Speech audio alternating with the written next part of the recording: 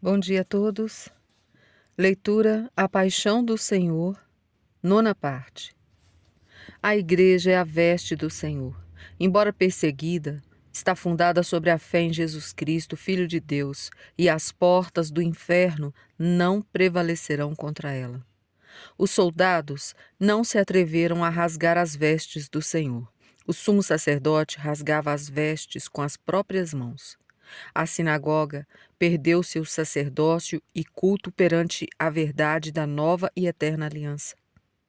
Escandalizado, rasgou as vestes. Agora era, além de juiz, também testemunha de acusação.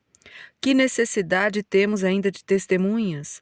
Acabastes de ouvir a blasfêmia. Qual o vosso parecer? Está registrado em São Mateus, capítulo 26, versículos 65 e 66.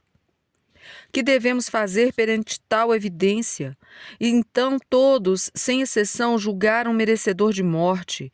Assim se cumpria o que o Senhor havia dito: o Filho do Homem será entregue aos príncipes dos sacerdotes e aos escribas. Eles o condenarão à morte. Os servos dos sacerdotes, ao ouvirem a sentença, cuspiram-lhe então na face, bateram-lhe com os punhos e deram-lhe tapas. Também os sacerdotes do Sinédrio bateram e insultaram Jesus. Estavam convencidos que o castigo era merecido, pois Cristo suportava bem. Então, se aproveitaram para vingar as críticas feitas em público sobre seus vícios, erros.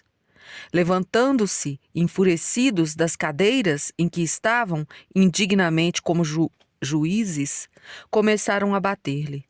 Depois, despediram-se e combinaram uma nova reunião pela manhã, onde o processo e a execução da sentença seriam validados.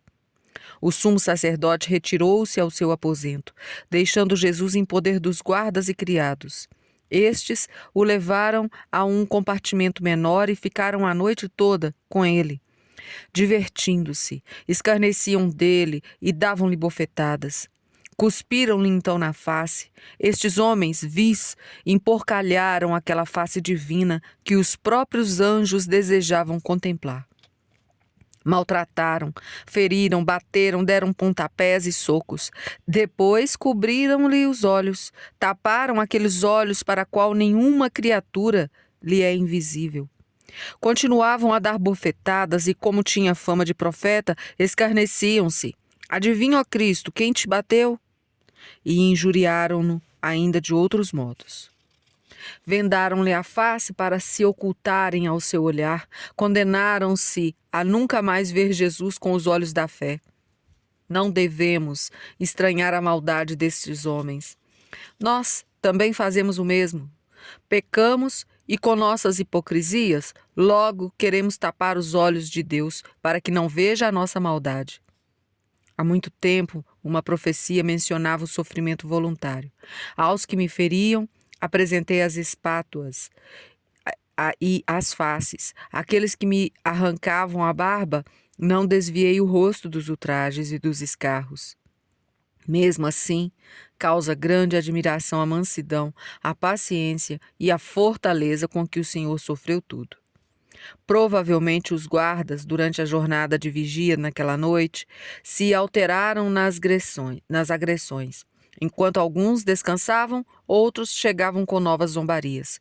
O Senhor não pôde dormir. Sofreu durante toda a noite. Para os cegos da sinagoga, o amanhecer nunca chegou, pois ficaram na escuridão para sempre. As negações de Pedro. A cada momento aumentava a dor do Senhor. Agora Pedro, um dos apóstolos mais querido, jurava não conhecê-lo, que ele tinha sido avisado. O negaria, não uma vez, mas 3. A primeira vez foi pouco depois da meia-noite. Os servos e os guardas acenderam um fogo porque fazia frio e se aqueciam. Com eles estava também Pedro, de pé, aquecendo-se. Ele, que tinha entrado porque João conhecia a porteira, estava no átrio, fugindo do frio. Quando a porteira o interrogou, Pedro negou e saiu. O galo cantou pela primeira vez.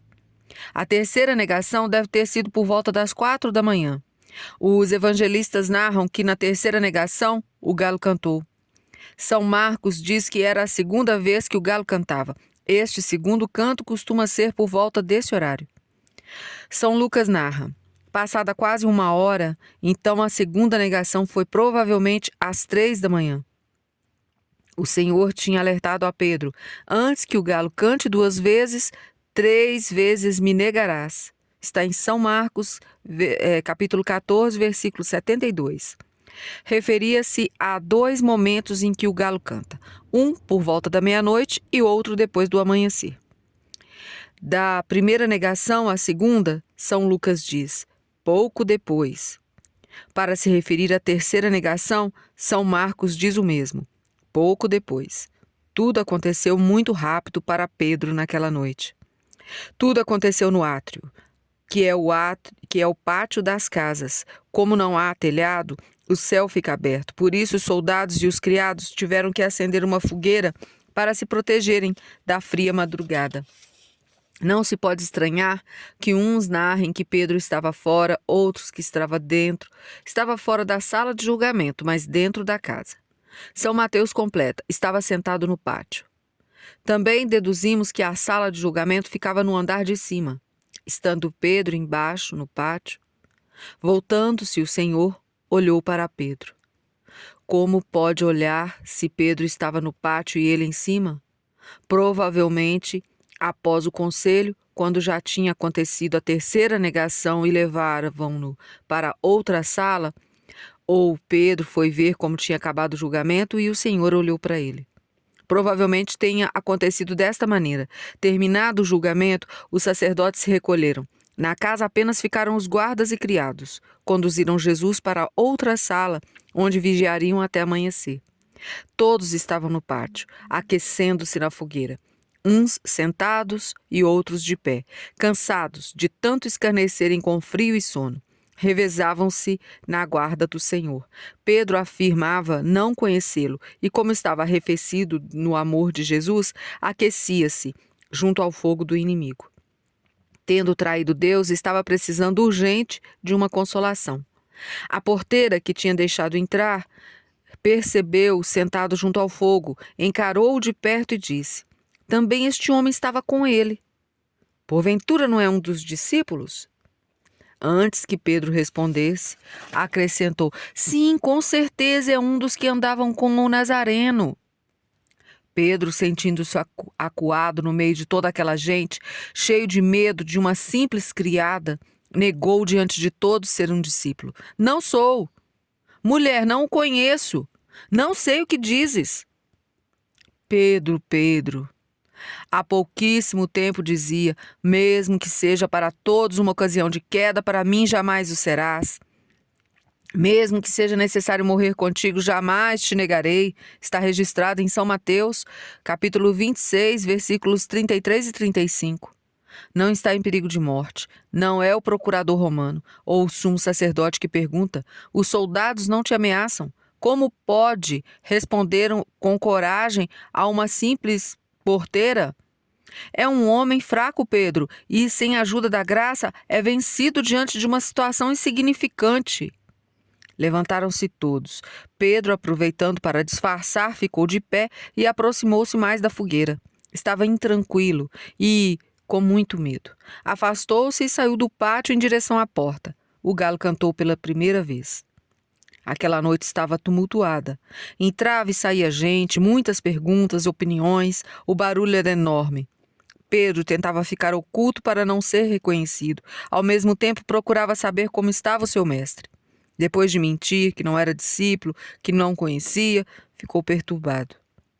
Não sabia onde ficar ou como se comportar. Levantava, sentava, aproximava-se do grupo para escutar algo, depois se afastava, andava e voltava no átrio, do átrio à portaria, estava completamente perdido. Pouco depois, foi em direção da porta do pátio. Outra criada olhou fixamente e disse aos outros: este é um dos que estavam com Jesus de Nazaré. Pedro voltou a sentar-se junto ao fogo com os demais e perguntaram-lhe: é verdade que é um discípulo deste homem? Pedro respondeu: não, não sou. Um servo que o olhava atentamente disse: tenho certeza que é um deles. Pedro respondeu aborrecido: Deixe-me em paz, homem. Já disse que não sou. E jurou não conhecer Jesus. Pedro, quando negou pela primeira vez, devia ter abandonado aquela conversa e saído do lado daquelas pessoas que tanto lhe aborreciam. Porém, como ficou, sua culpa e seu pecado foram maiores. Na primeira vez sentiu, mas na segunda jurou. Grande exemplo para a nossa debilidade. Devemos fugir das ocasiões perigosas para não cairmos em pecado. Pedro ficou junto ao fogo e a terceira negação seria ainda pior. Passada quase uma hora, um dos criados insistiu: Certamente tu és daqueles, pois é Galileu. Outros repetiram: Sim, tu és daqueles. Teu modo de falar te dá a conhecer. Está tudo registrado em São Mateus 26, 73, São Marcos 14, 70, São Lucas 22, 59.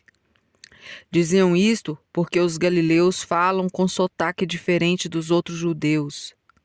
Pedro continuava negando, mas um dos criados do sumo sacerdote, perante daquele que teve a orelha cortada, desmascarou-o. Não podes negar, pois eu mesmo te vi quando estava com ele no horto.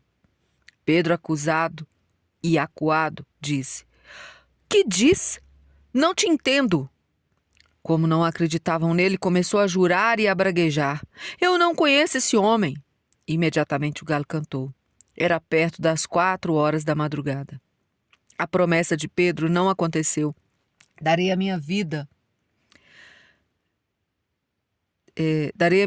O Senhor havia profetizado: 3 vezes me negará. Todos os evangelistas narram as 3 negações. Pedro tinha esquecido do Senhor, mas Jesus lembrou-se dele.